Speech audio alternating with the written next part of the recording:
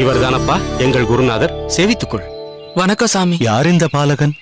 சுவாமி, தங்கள் தாகத்தை தீர்க்க ஜலத்தை அளித்த உபகாரி இந்த பாலகன் தான் சுவாமி. அப்படியா? மிக்க சந்தோஷம் பிள்ளாய். இந்த சிறிய வயதில் நல்ல பரோபகார சிந்தனை. சுவாமி, முதலில் ஜலம் அருந்துங்கள்.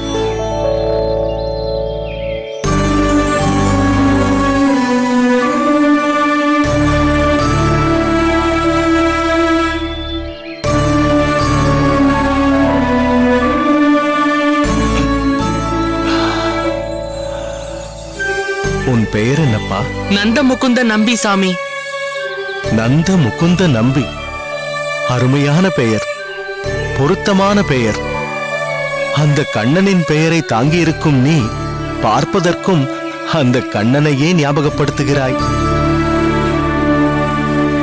நீ இங்குதான் வசிக்கிறாயா? நான் பக்கத்தூர் தான் சாமி. ஆவூர்னு பேரு. ஆவூர், அதாவது பசுக்கூட்டங்கள் நிறைந்த ஊர், அப்படித்தானே? அடியாத்தாடி, சரியா சொல்லிட்டீங்களே சாமி. எங்க ஊர்ல ஏகப்பட்ட பசுமாடு இருக்கு சாமி. எனக்கும் மாடு மேய்க்கிறது தான் வேலை.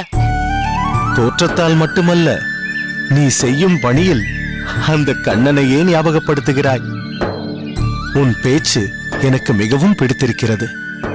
பெரிய நம்பி சுவாமி, இந்த வனம் ஏதோ ஒரு வகையில் மனதிற்கு மகிழ்ச்சியை ஏற்படுத்துகிறது.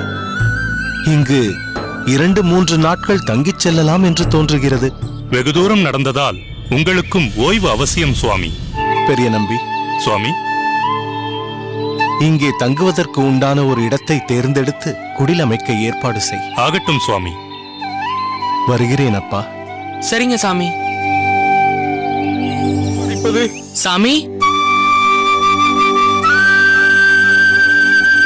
வணக்கம் சாமி.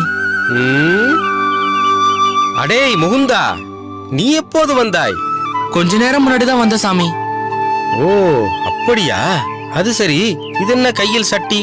நீங்க செய்ய போறதா பேசிக்கிட்டு இருந்தீங்களே பொங்கல், அதாங்க இதுல இருக்கு. எங்கே காட்டு? யாருக்கு இது? உங்க எல்லாருக்கும் தான் சாமி. முக்கியமா என்கிட்ட ஆசாசியா பேசினாரே அந்த பெரிய சாமிக்கு. நன்றாக இருக்கிறது, மிகவும் நன்றாக இருக்கிறது. கவலைப்படாதீங்க சாமி. இந்த பொங்கல்ல இஞ்சி, கருவேப்பிலை, நெய் எல்லாம் போட்டு பதமா சமைச்சிருக்கேன். நீ சொல்வதெல்லாம் இதில் போட்டிருக்கலாம். அதற்காக நாங்களோ அல்லது ஆச்சாரியரோ இதை உட்கொள்ள முடியாது. நீங்க வேணா ஒரு வாய் சாப்பிட்டு பாருங்களேன். பெரிய சாமிக்காக ஆசாசியா கொண்டு வந்தேன். சொன்னால் புரியாதா உனக்கு? நீ கொண்டு வந்ததையெல்லாம் எங்கள் ஆச்சாரியருக்கு கொடுக்க முடியாது. என்ன சாமி இப்படி சொல்றீங்க? அன்னைக்கு தாகத்துக்கு நான் தானே தண்ணி கொடுத்தேன். அதே மாதிரி இதையும் வாங்கிக்கோங்க சாமி. அடேய், அன்று கூட உன்னிடம் இருந்து வாங்கவில்லை. நான் தான் ஜலத்தை என் குடுவையில் முகர்ந்து கொண்டு வந்தேன். காரணம், ஜலத்திற்கு தோஷம் இல்லை. அதுவும் இல்லாமல் ஆச்சாரியர் பெருமாளுக்கு கண்டருள பண்ணியதைத்தான் உண்பார். கண்டருள பண்றதுன்னா உனக்கு எங்கே புரிய போகிறது? கண்டருள பண்ணுவது என்றால் பெருமாளுக்கு படைக்கப்பட்ட உணவைத்தான் அவர் உண்பார் என்பது பொருள். நீ சமைத்த பொருளையெல்லாம் ஆச்சாரியருக்கு சேர்க்க முடியாது. இதுவும் எங்க கண்ணன் சாமிக்கு படைச்சுதான் கொண்டு வந்திருக்க சாமி. அடே, சொன்னால் கேளடா. உன் மூளைக்கு எப்படி ஏற்றுவது என்று எனக்கு புரியவில்லை. இதையெல்லாம் வாங்கி கொண்டால் அனாச்சாரமாகி விடுமடா. அனாச்சாரமா? அனாச்சாரம்னா? அதுவும் புரியவில்லையா? முதலில் புறப்படு. நீ ஏன் நிற்கிறாய்? புறப்படு.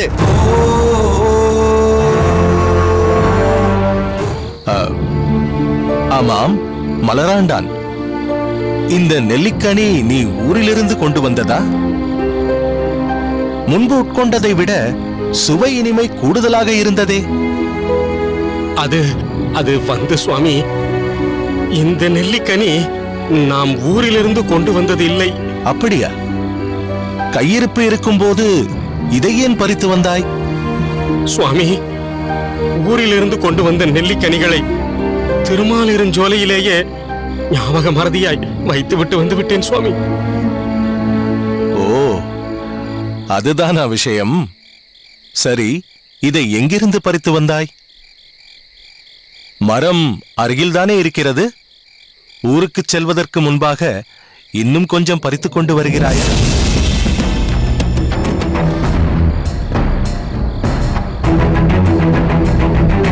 பொறுத்தருள வேண்டும் சுவாமி. இந்த நெல்லிக்கனிகளை அடியேன் பறித்து வரவில்லை. பிறகு அடியேன் நெல்லிக்கனிகளை தேடி அலைந்தபோது ஓரிடத்தில் இலையின் மீது இந்த நெல்லிக்கனிகள் வைக்கப்பட்டிருந்தது. ஆபத்திற்கு பாவமில்லையே என்று அடியேன் எடுத்து வந்து விட்டேன் சுவாமி. மலராண்டான், இதை அடியேனிடம் நீ ஏன் தெரிவிக்கவில்லை? தாங்களும் அடியேனை பொறுத்தருள வேண்டும் சுவாமி. நம் ஆச்சாரியருக்கு மருந்தாக நெல்லிக்கனிகளை அவசியம் கொடுத்தாக வேண்டும் என்று வலியுறுத்தி கூறினீர்கள். அடியேனும் பல இடங்களில் தேடியும் நெல்லிக்கனி கிடைக்கவில்லை சுவாமி. வேண்டுமானால் மாறநேர் நம்பியையும் கேட்டு பாருங்கள். வெகு நேரமாக கிடைக்காத போதுதான் இந்த நெல்லிக்கனிகளை அடியேன் கண்டேன். யாரோ பறித்து வைத்திருந்தார்கள். அருகிலோ யாரையுமே காணோம். விரைந்து திரும்பி வந்து அடியேன் பொங்கல் வேறு தணிக்கை செய்ய வேண்டும் என்பதால் இவற்றை எடுத்து வந்து விட்டேன். மன்னிக்க வேண்டும் சுவாமி. அடியேனின் பொருட்டு யாரோ எதற்காகவோ வைத்திருந்ததை எடுத்து வந்திருக்கிறாய். அதாவது பறித்தவரின் அனுமதி இல்லாமல் இதை இங்கு கொண்டு வந்திருக்கிறாய். அதுவும் குற்றச் செயலே. இனிமையாக இந்நெல்லிக்கனி இருந்தாலும் பறித்தவர் அனுமதியின்றி கொண்டு வந்ததால் இது களங்கமுடையதாய் ஆயிற்று. ஆகவே இந்நெல்லிக்கனியை அடியேன் ஏற்க முடியாது.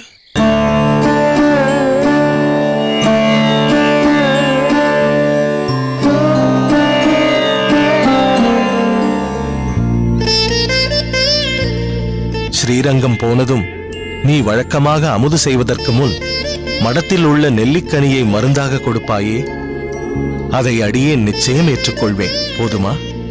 பிறகென்ன மலராண்டான், இனி சற்று உற்சாகமாக நடக்கலாம் அல்லவா? சுவாமி, திருமாலிருஞ்சோலையிலிருந்து புறப்படும் போது அடியேனும் நாம் தங்கியிருந்த இடத்தில் ஏதாவது தவற விட்டிருக்கிறோமா என்று சோதித்திருக்க வேண்டும். அவ்வகையில் அடியேனும் அபராதிதான். சரி, விடுங்கள்.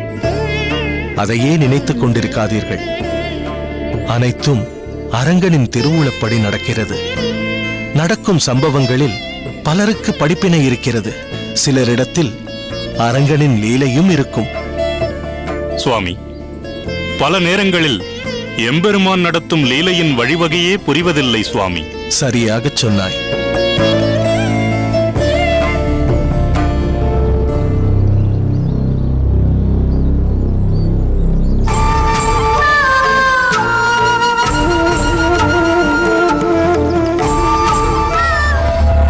இது என்ன கூடை?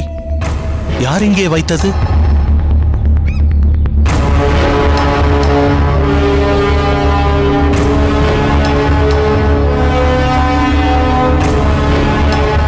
மாறநேர், சுவாமி, கூடையில் என்ன இருக்கிறது என்று பார். ஆகட்டும் சுவாமி.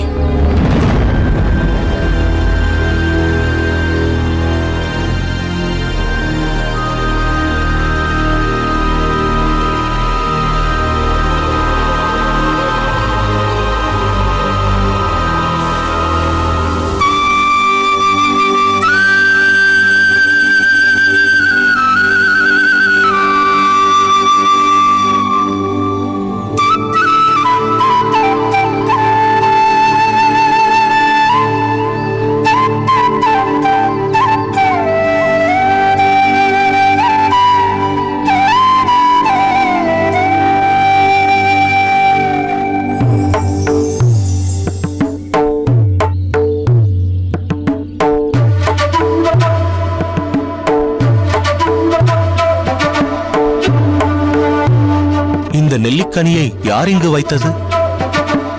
வணக்கம் சாமி.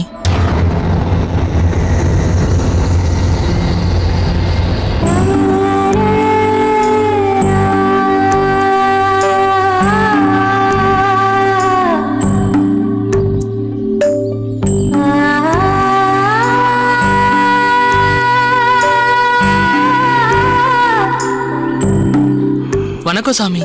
வாப்பா, நீ அடியேனுக்கு ஜலம் கொடுத்த பாலகன் தானே? உன் பெயர் நந்த முகுந்த நம்பி, சரிதானே? என்ன மன்னிச்சிடுங்க சாமி. என்னப்பா இது? எழுந்திரு, எழுந்திரு. என்னப்பா ஆயிற்று? எதற்காக மன்னிப்பு கேட்கிறாய்? இப்ப நீங்க ஊருக்கு புறப்பட்டு போறதுக்கு நான் தானே சாமி காரணம். அதனாலதான் மன்னிப்பு கேக்குறேன். தாகத்திற்கு அடியேனுக்கு ஜலம் தந்த தயாளன் ஆயிற்றே நீ. நீ எப்படி அடியேன் ஊருக்கு புறப்படுவதற்கு காரணமாவாய்? நான் தண்ணி கொடுத்தது நீங்க ஏத்துக்கிட்டீங்க. ஆனா நான் கொடுத்த நெல்லிக்காய நீங்க வேண்டான்னு சொல்லிட்டீங்களே. என்னப்பா சொல்கிறாய்? நீ எப்போது நெல்லிக்கனிகளை கொடுத்தாய்? இந்த சாமி ஊர்ல இருந்து நெல்லிக்காய கொண்டு வர மறந்துட்டாருன்னு இந்த சாமி கிட்ட பேசிக்கிட்டு இருந்தத நான் கேட்டேன். இந்த காட்டுக்குள்ள நெல்லிக்காய் கிடைக்கிறது ரொம்ப கஷ்டம். அதனால காட்டோட உட்புறத்துக்கு போய் நெல்லிக்காய பறிச்சுட்டு வந்து அது இவங்க கண்ணுல படுற மாதிரி நான் தான் இலையில வச்சேன். ஆனா அது யாரோடதுன்னு தெரியாததுனால இனிமே எனக்கு அதை கொடுக்காதுன்னு ஒதுக்கி வச்சிட்டீங்களே சாமி. அதுக்காக தானே இனி இங்க இருக்க கூடாதுன்னு நீங்க ஊருக்கு புறப்பட்டு போறீங்க சாமி. அப்படி என்றால் அன்று இவர்கள் எடுத்துச் செல்லட்டும் என்று நெல்லிக்கனிகளை நீதான் வைத்தாயா? ஆமாங்க சாமி. ஏனப்பா அப்படி செய்தாய்? நீ அதை நேரடியாக அடியனிடம் கொடுத்திருக்கலாமே. அப்படி கொடுத்தா நீங்க அதை ஏத்துப்பீங்களா இல்ல இவங்க தான் அதுக்கு ஒத்துப்பாங்களான்னு எனக்கு சந்தேகமா இருந்தது சாமி. அடியேன் அதை ஏற்க மாட்டேன், இவர்கள் அதற்கு ஒத்துக்கொள்ள மாட்டார்கள் என்று நீயாகவே ஏன் அனுமானம் செய்கிறாய்? சாமி, நீங்க காட்டுக்கு வந்த மறுநாள் ரொம்ப ஆசையா பொங்கல் சமைச்சு அதை எங்க கண்ணன் சாமிக்கு படைச்சு உங்களுக்கு கொடுக்கணும்னு ஆசையா ஓடி வந்தேன். ஆனா இவரு இதெல்லாம் இங்க கொண்டு வராத, சாமி சாப்பிட மாட்டாரு, இடத்த காலி பண்ணுன்னு சொல்லிட்டாரு சாமி. அப்படி இருக்கும்போது நான் கொடுக்கற நெல்லிக்காய இவங்க வாங்கிப்பாங்களான்னு சந்தேகமா இருந்தது. அதான் இவங்க தேடுற வழியில அதை வச்ச சாமி. உங்களுக்கு ஏதாவது ஒரு வகையில சேவை பண்ணணும்னு என் மனசுக்கு தோணுச்சு சாமி. அதனாலதான் உங்களுக்கு தெரியாம நெல்லிக்கனிய வச்சேன் சாமி. மத்தபடி உங்க எல்லாரையும் ஏமாத்தணுங்கிறது என் எண்ணம் இல்ல சாமி. என்ன சாமி அமைதியாயிட்டீங்க? என் மேல கோவமா? கோபமா? அதுவும் உண்மைதான். நிச்சயம் இல்லையப்பா. அடியேனோடு இவ்வளவு நாட்கள் இருந்தும் என் உள்ள குறிப்பை இவன் உணராதபடிக்கு அடியேன் இருந்திருக்கிறேன். என் மீதுதான் எனக்கு கோபம். அப்படின்னா இந்த கூடையில இருக்கிற நெல்லிக்காய நீங்க ஏத்துக்கிறீங்களா சாமி? இல்ல என் குலத்தை நினைச்சு என் அன்பே வேண்டான்னு சொல்றீங்களா சாமி? அப்பா, எப்பேற்பட்ட குலம் உன்னுடையது? அந்த கண்ணன் என்னும் கருணை தெய்வம் வந்து தோன்றிய அருங்குலம் அல்லவா இடையர் குலம்? உன் அன்பை பெறாது போனால் அந்த கண்ண பெருமான் அன்பை அடியேன் எப்படி பெறுவேன்? இடையர் குலம் என்பதில் நீ பெருமைப்பட வேண்டும். அன்று யாதவர்களின் இடையர் குலத்தில் பிறந்த கண்ணன் செய்த அற்புதமான லீலை ஒன்று உனக்கு தெரியுமா? ஒரு சமயம் சின்னஞ்சிறு பாலகிருஷ்ணன் வீதியில் மண்ணில் விளையாடிக் கொண்டிருந்தான். அது மிகவும் உஷ்ணமான கோடைக்காலம். ஆனால் குழந்தைகள் அதை பொருட்படுத்த மாட்டார்கள். ஆனால் வயது முதிர்ந்தவர்களுக்கோ உடல் வாட்டம் சோர்வடையச் செய்துவிடும். அப்படித்தான் ஒரு வயதான மூதாட்டி பழங்களை விற்றுக்கொண்டு கண்ணன் விளையாடிக் கொண்டிருந்த வீதியில் மிகவும் களைப்பாக வந்து கொண்டிருந்தாள். பாவம், அன்று பழங்கள் அதிக அளவில் விற்பனை செய்யப்படவில்லை. அப்போது அவள் கூவி கூவி பழம் விற்பதைக் கண்ட கண்ணன் அவள் அருகே வந்து தன் பிஞ்சு விரல்களை காட்டி, எனக்கு பழம் தருவாயா பாட்டி என்று மழலை ததும்பும் அமுத மொழியில் பேச, அதில் மயங்கியே போன அந்த பாட்டி புன்முறுவல் பூத்து, சின்ன கண்ணா, நிச்சயம் உனக்கு பழங்களை தருகிறேன், உன் பிஞ்சு கைகளால் எப்படி இவற்றை பெற்றுக்கொள்வாய் என்று கேட்க, அதற்கு குறும்பு கண்ணன் தன் 2 கைகளையும் சேர்த்து காட்டி, இப்படி வாங்கிக் கொள்வேன் பாட்டி என்றான். மூதாட்டியும் மிகவும் சந்தோஷம் கொண்டு, இந்த பழங்களுக்கு ஈடாக நீ என்ன கொடுப்பாய் என்று விளையாட்டாக கேட்க, அகத்துக்குள் ஓடிச் சென்று சில நெல்மணிகளை எடுத்து வந்து அந்த மூதாட்டியின் கூடைக்குள் போட்டுவிட்டு நின்றான். மூதாட்டியின் கண்கள் குளமாகின. தன்னையே மறந்து அமர்ந்திருந்த அப்பாட்டியிடம் எங்கே எனக்கு சேர வேண்டிய பழங்கள் என்றான் அந்த மாயக்கண்ணன். பழங்களுக்கு ஈடாக நெல்மணிகளை உன் கூடையில் இட்டிருக்கிறேன், அதற்கு பழங்கள் கொடு என்று கேட்க, அப்பா குழந்தாய், நீ உன் சொப்பு வாயால் ஒரு முத்தம் கொடுத்தாலே போதுமே என்று பகவானின் பிஞ்சு கன்னத்தில் முத்தம் கொடுத்து தன் கை கொள்ளாமல் பழங்களை கொடுத்து விட்டு சென்றாள்.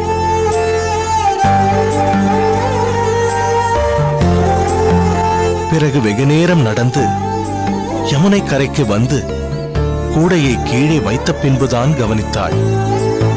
அக்கூடையில் கண்ணன் நெல்மணிகளுக்கு பதிலாக விலை மதிக்க முடியாத பல வகை ரத்தினங்கள் இருந்ததை.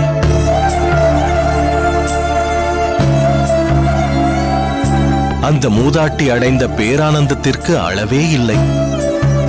அவள் உடனடியாக புரிந்து கொண்டாள், தான் ஸ்பரிசித்தது அந்த பரம புருஷனையே என்று. அடுத்த க்ஷணம் அவளுக்கு வைராக்கியம் வந்தது. ரத்தினங்கள் நிறைந்த அக்கூடையை யமுனை நதியில் கொட்டி சேர்ப்பித்துவிட்டு தானும் அதே யமுனையில் கண்ணனை நினைத்தபடியே உயிரை விட்டாள். அக்கணமே அவளுக்கு முக்தியும் கிடைத்தது. இப்படி மிகவும் பெருமையுடையது உன் இடையர் குலம். சாமி, உங்க மூலமா அந்த கண்ண பெருமானோட கதையை கேட்டதால எங்க இடையர் குலத்துக்கு இன்னும் பெருமை சேர்ந்துருச்சு சாமி. சுவாமி, இந்த சிறுவனின் செயல்கள் ஒரு பக்கம் வியப்பென்றால் பேச்சும் மிகவும் மதுரமாக இருக்கிறது. அது அடியேனுக்கு பெரும் வியப்பை தருகிறது. அப்பா நந்தமுகுந்த நம்பி, உன்னை இந்த அளவு பக்குவமாயாக்கியது யாரப்பா? அவரை அடியேன் காண முடியுமா? சாமி, எங்க அப்பா தான் எனக்கு எல்லாமே. அவருதான் அடிக்கடி எனக்கு புத்திமதி சொல்லுவாரு. முக்கியமா பெரியவங்க கிட்ட மரியாதையா நடந்துக்கணும், அவங்களுக்கு ஏதாவது ஒரு விதத்துல சேவை செய்யணும், அது மூலமா அவங்களோட அன்பையும் ஆசையையும் வாங்கிக்கணும்னு சொல்லுவாரு. அவரும் அந்த கண்ண பெருமானோட பெரும் ஈடுபாடு உள்ளவர். தற்சமயம் அவரால நடக்க முடியல, அதனால அவரால இங்க வர முடியாது சாமி. என்ன ஆச்சரியம் பார்த்தாயா பெரிய நம்பி? சொல்லின் செல்வன் போன்று எவ்வளவு ரத்தின சுருக்கமாக பதில் உரைக்கிறான். ஆம் சுவாமி. அப்பா முகுந்தா, உன் பேச்சால் அடியேன் வசீகரிக்கப்பட்டேன். நீ கொடுத்த நெல்லிக்கனிகளை உகப்புடன் பெற்றுக்கொண்டேன். உனக்கு என்ன வேண்டும்? தயங்காமல் கேள். எங்க அப்பா ஒரு வார்த்தை சொல்லுவாரு, அந்த கண்ண பெருமான் கிட்ட கண்டதையும் கேட்காத, முக்கியமான ஒன்ன மட்டும் கேளுன்னு சொல்லுவாரு. அந்த முக்கியமான ஒன்ன நான் உங்ககிட்ட கேக்குறேன் சாமி. அத நீங்க பெரிய மனசு பண்ணி எனக்கு கொடுக்கணும் சாமி. அது என்னப்பா அந்த முக்கியமான ஒன்று? கேளப்பா. நீங்க அந்த மூதாட்டிய பத்தி கண்ணன் கதை சொன்னீங்களே, அந்த மூதாட்டி யாசகம் கேட்காமலே அடைஞ்சாங்களே முக்தி, அத நான் உங்ககிட்ட கேக்குறேன். எனக்கு முக்தி வேணும் சாமி.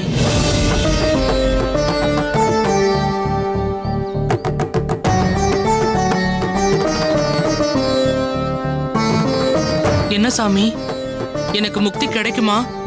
அப்பா, உனக்கு நிச்சயம் முக்தி கிடைக்கும். அந்த கண்ணனை மனதில் நினைத்து சொல்கிறேன். இதுவரை எவரும் அடியேனிடம் கேட்காததை கேட்டாய். நீ கேட்ட முக்தி உனக்கு அருளப்பட்டது. உனக்கொன்று தெரியுமா? பிரகலாதன் செய்த மகா விசுவாச பக்தியால் அவனுடைய முன்னும் பின்னும் உள்ள 21 தலைமுறைகள் முக்தி பெற்றதாக பகவான் நரசிம்மமூர்த்தி கூறினார்.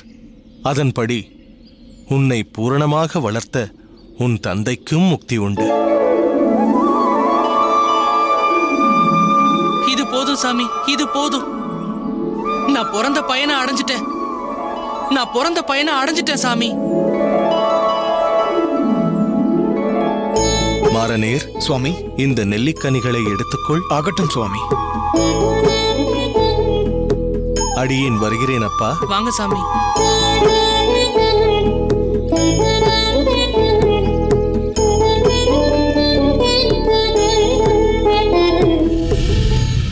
மோட்சம் என்றும் முக்தி என்றும் சொல்லப்படும் நிலை ஒரு ஜீவாத்மாவிற்கு மிகவும் உன்னதமான நிலை இல்லையா திருக்கோஷ்டி நம்பிகளே?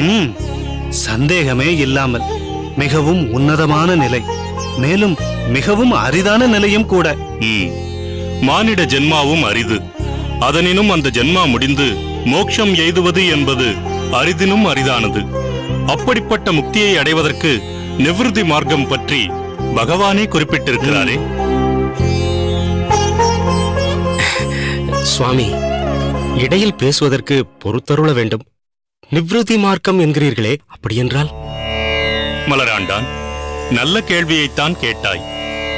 நிவிருத்தி மார்க்கம் என்பது செய்யும் கர்ம போகங்களை உள்ளும் புறமும் அறவே துரத்தல், பரமாத்மாவை அடையும் நோக்கத்தில் உலகியல் சிக்கல்களிலிருந்து விரக்தியுடன் ஒதுங்குதல், அகங்காரம், பற்றை விலக்குதல், புலனடக்கம், மனவடக்கம், பொறுமை, இவ்வழிகளை கடைபிடித்தல், பகவானின் கல்யாண குணங்களைப் பற்றி கேட்டல் மற்றும் அவற்றை பிறருக்கு உபதேசித்தல் போன்றவற்றில் ஈடுபடுதல், இவைதான் நிவிருத்தி மார்க்கம் என்று சொல்லப்படுவது.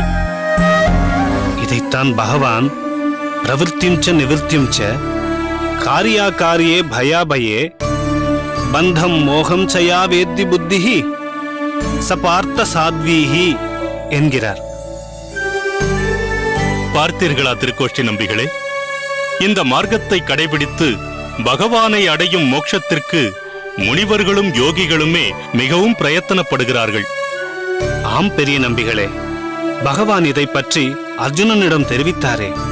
பகூனாம் ஜன்மனாம் அந்தே ஞானவான் மாம் பிரபத்யதே வாசுதேவஹ சர்வமிதி ச மகாத்மா சுதுர்லபஹ. இதன் பொருள் என்ன சுவாமி? பகவான் சொல்கிறார், யாரொருவன் அநேக ஜென்மங்கள் எடுத்து அனைத்து பாவத்தில் இருந்தும் விடுபட்டவனோ அப்படிப்பட்டவனே அனைத்து காரணத்திற்கும் காரணம், எல்லாம் வல்ல வாசுதேவனே என்று மனதில் நிறுத்தி உன்னதமான பக்தி தொண்டு செய்து பகவானிடம் சரணடைந்து அவரையே சென்று அடைகிறான். அப்படிப்பட்ட மகாத்மா காண்பதற்கு மிகவும் அரிதானவன். சுவாமி, தங்களின் விளக்கத்தை கேட்டவுடன் அடியேன் சந்தேகத்தின் உச்சிக்கே போய்விட்டேன். அது என்னப்பா சந்தேகத்தின் உச்சம்? தாங்கள் குறிப்பிட்டதன்படி முக்தி அடைவது இவ்வளவு கடினமாக இருக்கும்போது, நாங்கள் யாத்திரை போய்விட்டு வரும்போது சந்தித்த ஒரு இடைச்சிறுவன் நம் ஆச்சாரியரிடம் முக்தியை யாசிக்க அவரும் உடனே சட்டென்று கிடைக்கும் என்று சொல்லிவிட்டாரே, அது சாத்தியம்தானா என்ற சந்தேகம் எழுகின்றது சுவாமி. ஆனால் இதை பற்றி ஆச்சாரியரிடம் கேட்பதற்கு சற்று தயக்கமாகவும் பயமாகவும் உள்ளது சுவாமி. இதற்கு எதற்கப்பா பயம்? நீ என்னிடம் தாராளமாக வினவி இருக்கலாமே, அதில் ஒரு தவறும் இல்லை. அது ஒன்றுமில்லை சுவாமி. முக்தியை பற்றி முன்பே பல பேர் விவாதிக்கும் போது அதை அடைவது சாதாரணமான விஷயம் இல்லை என்று நீங்கள் குறிப்பிட்டிருக்கிறீர்கள். ஆமாம், வாஸ்தவம்தான். அது மட்டுமல்ல சுவாமி, பல பேர் தங்களிடம் வந்து பகவானிடம் பக்தி ஏற்பட வேண்டும், பிரீத்தி ஏற்பட வேண்டும், ஆச்சாரியர் அனுகிரகம் பண்ண வேண்டும் என்று கேட்கும் போதெல்லாம் தாங்கள் பக்தி பிரீத்தி எல்லாம் இங்கேயே இருப்பதுதான், எடுத்துக்கொள்ள வேண்டியது உங்கள் சுய பிரயத்தனம்தான் என்று கூறுவீர்களே தவிர, நான் ஆசீர்வாதம் செய்கிறேன், உனக்கு பகவானிடம் பக்தி ஏற்படும் பிரீத்தி ஏற்படும் என்று தாங்கள் சொன்னதே இல்லையே சுவாமி. அப்படிப்பட்ட தாங்கள் அந்த இடைச்சிறுவன் எனக்கு முக்தி வேண்டும், அனுகிரகிக்க வேண்டும் என்று கேட்டவுடன் சட்டென்று முக்திதானே, அது நிச்சயம் உனக்கு கிடைக்கும் என்று சொன்னீர்களே, அதுதான் அடியேனுக்கு மிகவும் ஆச்சரியமாக இருக்கிறது சுவாமி. மலராண்டான், அடியேன் சொன்னதில் ஆச்சரியமில்லை. அந்த பிஞ்சு பாலகன் முக்தியை யாசித்தானே, அதுதான் ஆச்சரியம். இந்த வயதில் அந்த சிறுவனுக்கு முக்தியில் நாட்டம் வந்திருக்கிறது என்றால் அதைவிட உயர்ந்த விஷயம் இருக்கவே முடியாது.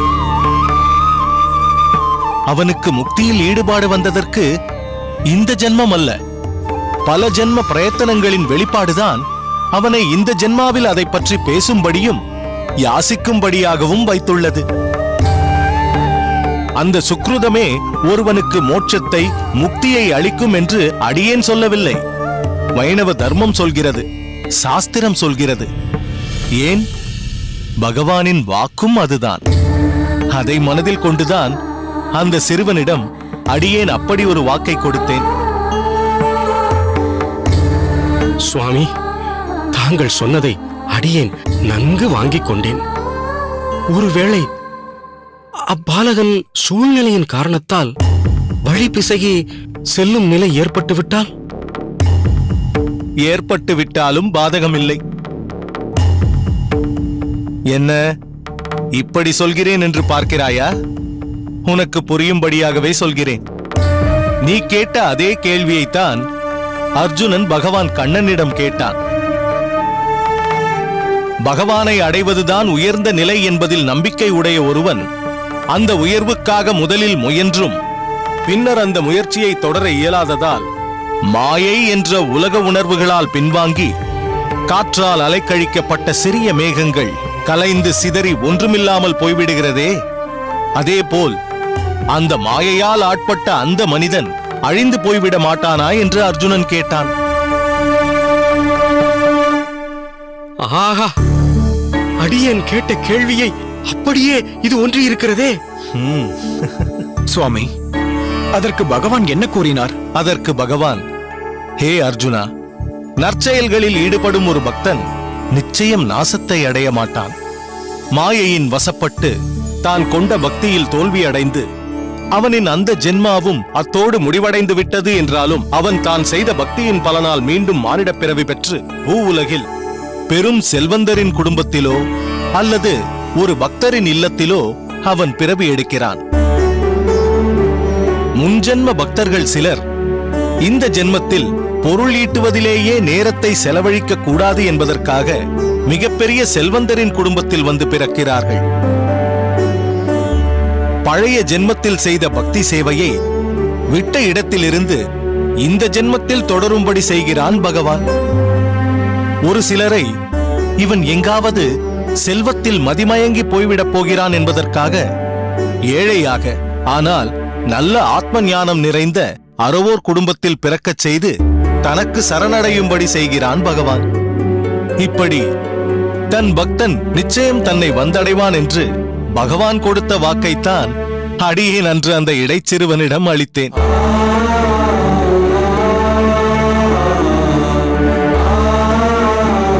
அன்று அந்த கீதாச்சாரியன் அருளிய வாக்கு இன்று நம் ஆச்சாரியரின் திருவாயால் அந்த இடையர்குல சிறுவனுக்கு அளிக்கப்பட்டுள்ளது.